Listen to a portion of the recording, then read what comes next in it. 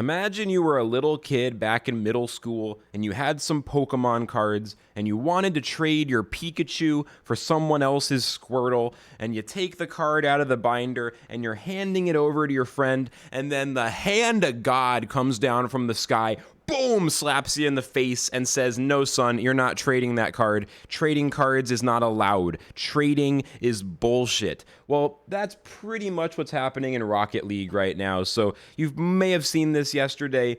Rocket League is ending player-to-player trading of, I believe it's virtual skins, on December 5th, 2023. And if you go to the link and you see the details, it's pretty simple. If you traded something, if you sent something to someone, well, if you don't have it back by December 5th, you're out of luck.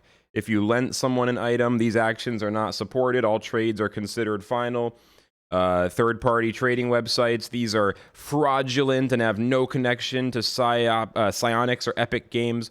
So people love to say, when I ask them about NFTs or whatever, "Oh, we don't need NFTs. We can just use virtual marketplaces. Aren't the NFTs kind of extra, Flux? Why do you need to use a blockchain for that? Okay, maybe Bitcoin is fine, but NFTs in video games, you're crazy, Flux." Well, this is exactly why we need NFTs. It's really, really that simple. Like, I know you guys want to trust people. Oops, don't mind me.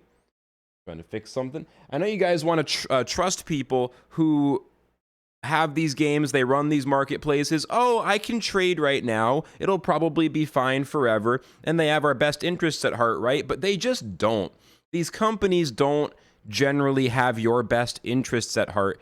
NFTs and blockchain stuff are just a way to force big companies to do the right thing, because big companies will never do the right thing in most cases. Like, when it comes to the individual person, like the gamer playing the game, it's not about, dude, I was just having a discussion. I was like, oh, in Gods Unchained, they should definitely have this thing happen. I won't get into details because it's good for the players. It's obviously good for the players.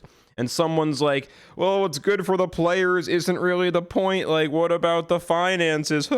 It's like, we're living in a world where, like, the good of the gamer and the fun and rewarding, gameplay experience of the person playing the game is somehow not important.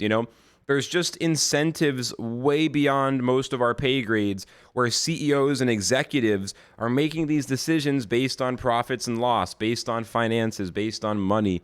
And, when it comes to virtual marketplaces, Jiho has the best tweet. Let me pull it up on the second monitor.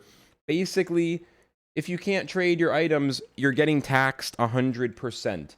You know what I mean? Like, you're spending money on things that you supposedly own, and yet you cannot sell them, you cannot trade them. It's this one. I love this tweet. "Traditional games are digital economies with 100% tax rates."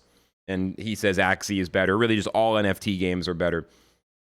At least the ones that aren't scams. A lot of really crappy NFT games, of course. I'm not denying that. So when you see news like this is pretty much the answer to the question of, why do we use NFTs? Why not just do it like CSGO, where you can trade and buy and sell, but you don't need the NFTs? Or why not just have it be something like Rocket League with the player-to-player trading, or any other game? Like, because these companies are going to do whatever they can to extract maximum money from you, and it's generally in the old school model, not in their best interest, to give you the ability to use your in-game stuff the way they want. I think another really good example of this is Hearthstone and Magic the Gathering Arena, and pretty much every virtual TCG trading card game ever, which is that you can't trade your goddamn cards. Oh my god, it's a card game. It's literally a card game, and you can't give your card to someone else. Like, the reason you can't, presumably, is because they want everyone to have to buy the cards directly from them. But don't worry, you can craft your cards into dust and get like 1/10 of the value, blah, blah, blah.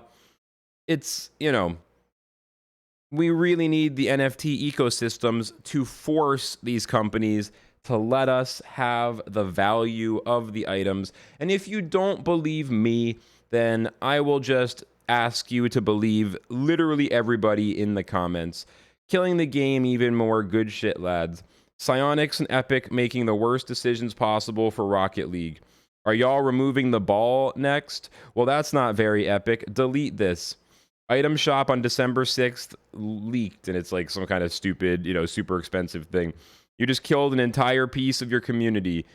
Why, though? This is a very clever one. Use my tweet as a dislike button, although it looks like it's very fake. That does not look real.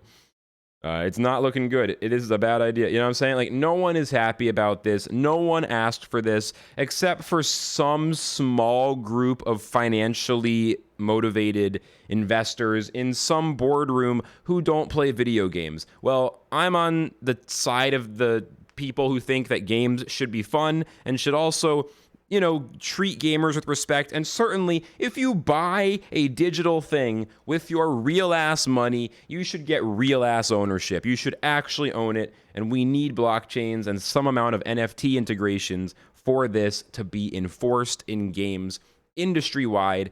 Otherwise, we're one bad decision, one new CEO or new high-level employee who's got a good idea to make some money for any game's economy to get trashed.